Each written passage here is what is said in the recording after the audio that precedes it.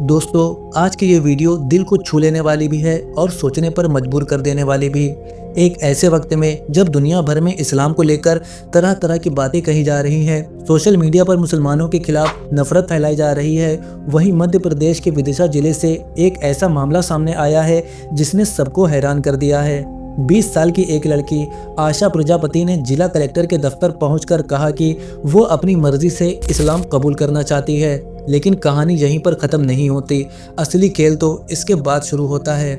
क्यों एक बालिग लड़की जो 3 साल से कुरान पढ़ रही है, नमाज पढ़ रही है, इस्लाम के उसूलों को अपना चुकी है, क्यों उसे अचानक पुलिस की काउंसलिंग में भेज दिया गया? क्यों उससे बार बार पूछा जा रहा है कि क्या तुम पर किसी का दबाव है और क्या किसी को इस केस में बलि का बकरा बनाने की कोशिश हो रही है? आज की वीडियो में मैं आपको ये पूरी कहानी बिना तोड़े मरोड़े पूरी ईमानदारी से सुनाने वाला हूँ, तो आखिर तक जरूर देखिएगा।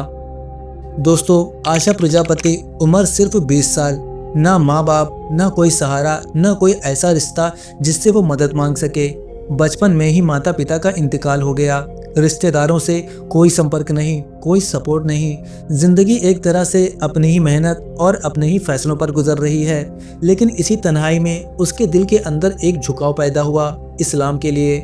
वो बताती है कि 3 साल से वो नमाज पढ़ रही है, कुरान पढ़ रही है, इस्लामी उसूलों पर अमल कर रही है और अब उसने फैसला किया है कि ऑफिशियली इस्लाम को अपना लिया जाए।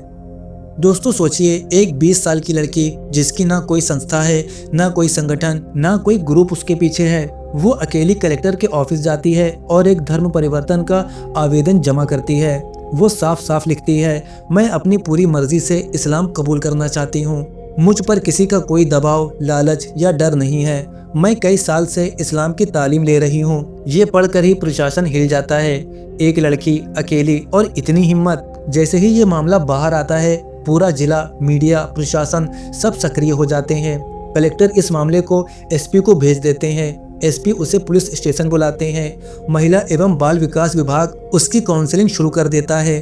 अब जरा सोचिए, एक बालिग लड़की जिसे कानून अपने फैसले लेने का पूरा हक देता है, उसे घंटों बैठाकर ये पूछा जा रहा है, तुम पर किसका दबाव है, किसने समझाया, किसने बहकाया? यानी कि उसकी जिंदगी का फैसला, उसकी मर्जी, उसकी आस्था, इन सब पर शक किया जा रहा है। दोस्तों, ये बात किसी से छुपी नहीं है कि मध्य प्रदेश एक ऐसा राज्य है जहां धर्म परिवर्तन को लेकर बहुत सख्त कानून बनाए गए हैं और यहाँ का माहौल ऐसा है कि एक मुस्लिम बनाने वाला मुसलमान डरता है कि कहीं उसे फंसाया ना जाए, और एक मुस्लिम बनना चाहने वाला गैर मुस्लिम डरता है कि कहीं उसे फोर्स्ड कन्वर्जन का ठप्पा ना लगा दिया जाए।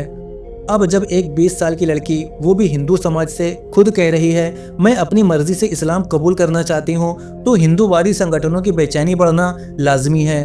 वो इस बात से परेशान है कि कोई लड़की अपनी सोच से, अपने दिल से, अपनी समझ से इस्लाम क्यों चुन रही है। अब इस मामले पर रोहित काशवानी का एक बयान आया है जिसमें उन्होंने कहा, पुलिस सिर्फ काउंसलिंग नहीं कर रही, वो ये भी पता लगा रही है कि कहीं कोई और तो इसमें शामिल नहीं है, और आखिर में किसी न किसी को इस केस में फंसाने की कोशिश की जाएगी, किसी न किसी को बलि का बकरा बनाया जाएगा। और ये बात बिल्कुल सही भी लगती है, क्योंकि जिस तरह से ये केस हाई प्रोफाइल हो गया है, जिस तरह से इसे राजनीतिक रंग दिया जा रहा है, ये साफ दिख रहा है कि कोई ना कोई तो टारगेट बनेगा ही। दोस्तों, यहाँ 2 बातें बहुत अहम है। पहली बात, भारत का कानून हर बालिग इंसान को अपने धर्म का चुनाव करने की पूरी आज़ादी देता है। दूसरी बात, जब कोई दबाव में हो तब कानून उसकी हिफाजत करता है, मगर जब वो अपनी मर्जी से फैसला ले तब उसे रोका क्यों जा रहा है? क्या सिर्फ इसलिए कि उसका फैसला इस्लाम की तरफ है? क्या किसी इंसान का किसी धर्म को अपना लेना इतना बड़ा क्राइम बन गया है? इस लड़की की सबसे बड़ी बात, उसने ये नहीं कहा कि मैं इस्लाम अचानक से पसंद करने लगी हूँ, बल्कि उसने लिखा, मैं 3 साल से इस्लाम की प्रैक्टिस कर रही हूँ। यानी कि वो भावनाओं में बहकर नहीं, समझकर, पढ़कर, तजुर्बा लेकर अपना रास्ता चुन रही है। दोस्तों, मेरा काम ना किसी की तारीफ करना है, ना किसी की आलोचना करना। मैं बस ये कहना चाहता हूँ, हर इंसान को अपनी जिंदगी अपने तरीके से जीने का हक है, अपनी आस्था चुनने का हक है, अपने रब को पहचानने का हक है।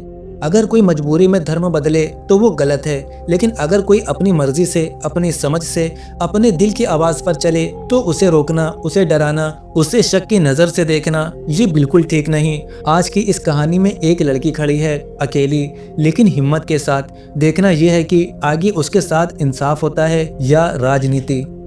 अगर आप चाहते हैं कि ऐसे मुद्दों पर सच्ची बातें आप तक पहुंचती रहे तो चैनल को सब्सक्राइब कीजिए, वीडियो को लाइक और शेयर कर दीजिए। दोस्तों, आज आपने एक ऐसी हकीकत सुनी जिसने बहुतों के दिलों में सवाल भी जगाए होंगे और एक अजीब सी बेदारी भी। लेकिन अभी एक और कहानी है, एक और सफर जिसने किसी की पूरी जिंदगी बदल दी। एक हिंदू बहन जिंदगी की उलझनों में फंसी हुई, सुकून की तलाश में भटकती हुई, और फिर एक दिन उसकी नज़र यूं ही तहज्जुद मिरेकल चैनल की एक वीडियो पर पड़ती है।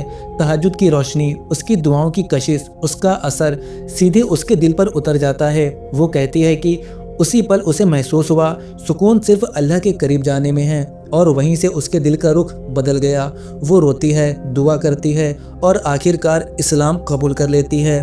दोस्तों, कभी कभी बस एक वीडियो, एक हकीकत, एक दुआ किसी की पूरी जिंदगी की मंजिल बदल देती है। अगर आप ये जानना चाहते हैं कि उस बहन के साथ क्या हुआ, कैसे एक तहज्जुद की वीडियो ने उसके अंदर की दुनिया बदल दी और कैसे अल्लाह ने उसे वो सुकून दिया जिसकी वो सालों से तलाश कर रही थी, तो अभी यहीं आपकी स्क्रीन के सामने जो वीडियो दिख रही है उस पर क्लिक करिए। ये कहानी आपको हिला देगी और शायद आपकी भी जिंदगी का कोई दरवाजा खोल दे।